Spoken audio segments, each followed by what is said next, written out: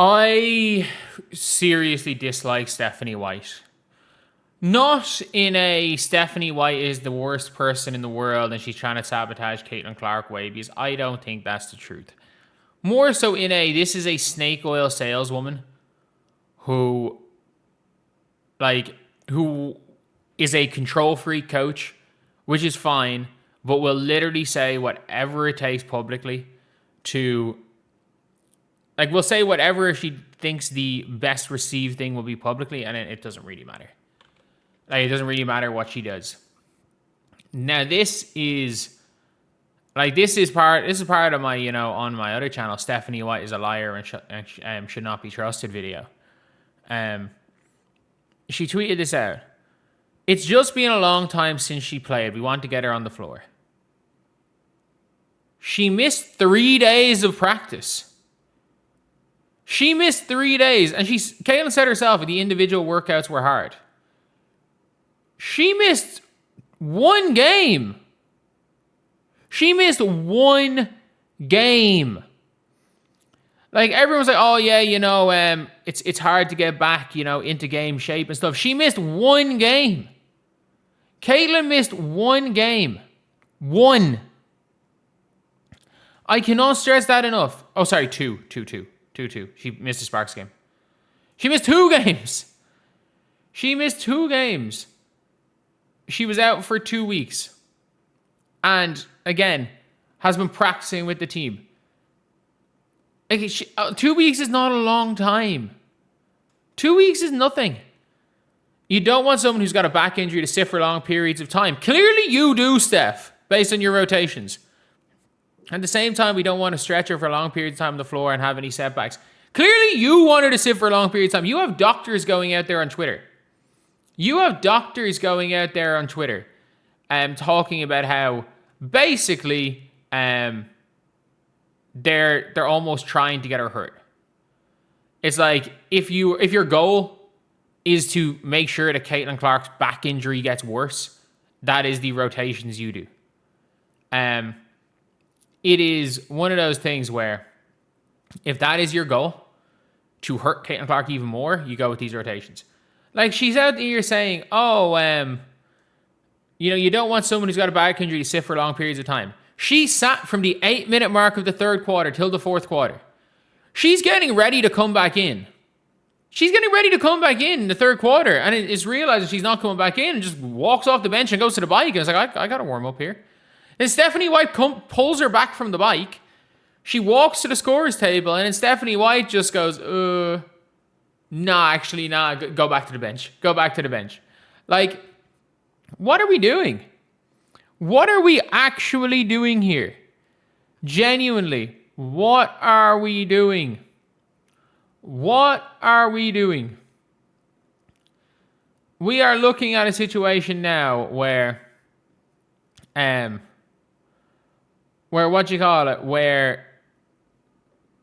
Stephanie White is just trying to pretend that, the minutes were because her minutes weren't were low because she was trying to make sure she was healthy. No, be honest. You wanted Ty Harris to run the point.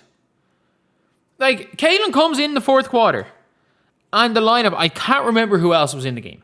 I can't for the life of me. I think Dantas was in the game. I cannot for the life of me remember which of Sophie or Alexia are in the game, because I think they played 5 minutes together this season. I don't know who else is in the game, but they start the fourth quarter with Kelsey and Raven. With Caitlin and Raven. So Caitlin checks in for Kelsey Mitchell, and you would expect, because up to this point Caitlin has played 11 and a half minutes. Caitlin has played 11 and a half minutes going into the fourth. Caitlin's good for the whole fourth, if not most of the fourth. She's good for it. So you would think, in general, that what should the Fever do? Okay, cool. In 3 minutes or whatever, because you want Kelsey Mitchell to get 3 minutes burn. In 3 minutes, you sub off Raven Johnson for Kelsey Mitchell. But no, 30 seconds into the fourth quarter, Raven Johnson gets pulled for Ty Harris. Why is that? Because Kelsey Mitchell she decided 30 seconds into Caitlin playing the fourth that Ty Harris and Kelsey were in the game. She decided a minute and a half into the third quarter that Caitlin was being pulled and Ty Harris was running rest of the third.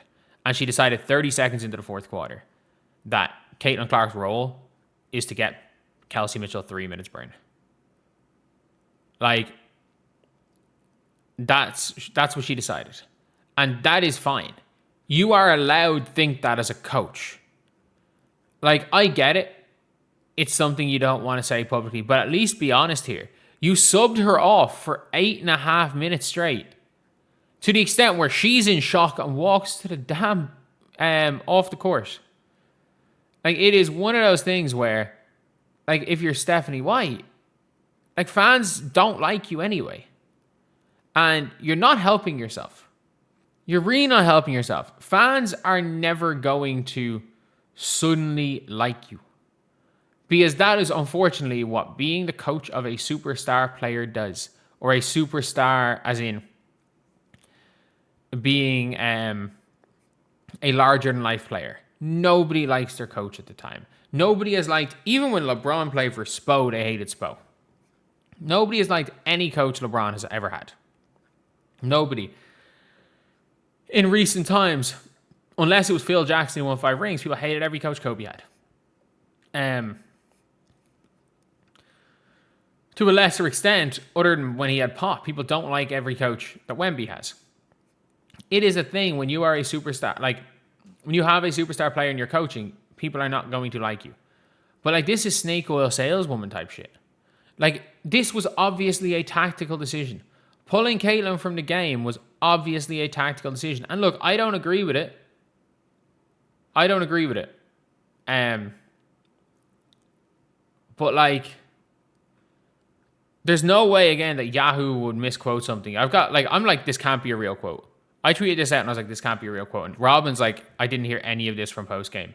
Like, Robin from Sports Illustrated is like, he has no idea where it came from. And there's no way that Yahoo will quote something wrong. It's the official Yahoo page.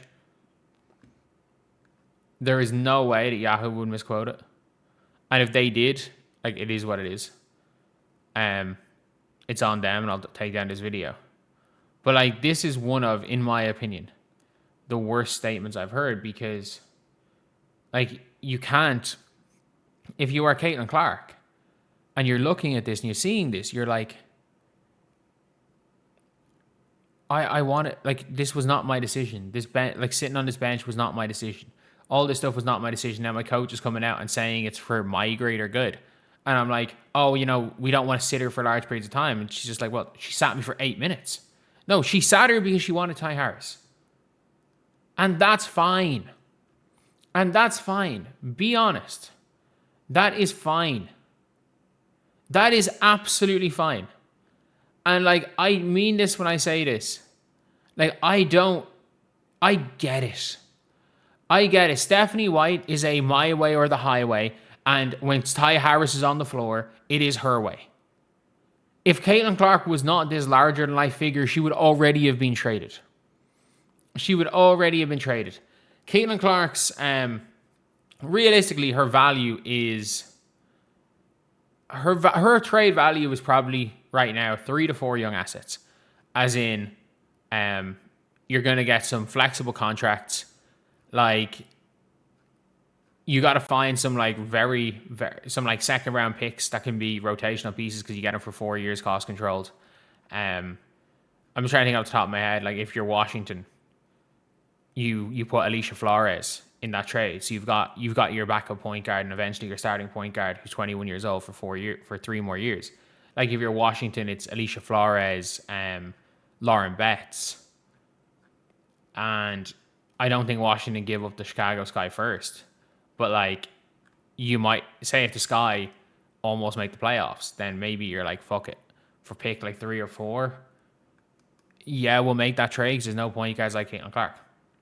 Like, it's one of those things where that's probably what the going rate is. Like, if you're Seattle, Flaw J has to be in the trade, but, like, it's probably like Flaw J and a couple of picks or something. But Yeah, look, it is what it is. It is what it is. I gotta be real here. Um, Stephanie White, this is very clearly now a look. Stephanie White clearly cares for like Caitlin Clark, the human being, and I don't think there's any real problem with that. Um, like really, I don't really like. I don't think that when it comes to Caitlin that she dislikes her as a human being, because it's very clear she doesn't. We're now at the stage where if you look at the philosophy, if you look at the basketball, if you look at the way Steph White wants to go and that she's currently having success with, and let's be very clear, the Indiana Fever are at their best right now with Steph White as a coach running Steph White's system. I do think the Indiana Fever will be a lot better without Stephanie White as a coach, but as long as Stephanie White is the coach, they're better playing Steph White's system. And Caitlin Clark does not fit into that system. And I hate the Stephanie White's out here basically saying this bullshit when it's like, no, just say what you mean. You want Ty Harris. I don't agree with it. I think it's bullshit. But look, it's fine. It's fine to say you want a coach that will do, you want a player that will do what you say rather than a maverick talent who just does what they want. I get that. And from a coach's perspective, I've made those decisions myself. I coach at the university level. I've coached pros. I've seen teams have former D1 15 point per game players come to Ireland and suddenly they're averaging 30, but the team functions better with random Irish 23-year-old running the point. Or because they're chucking every single shot. And it's like, it's not that player averaging 30 is not by 100 miles the best player on the team. And I've seen situations where that player averaging 30 gets fired by a team who basically replaced him with an Irish guy.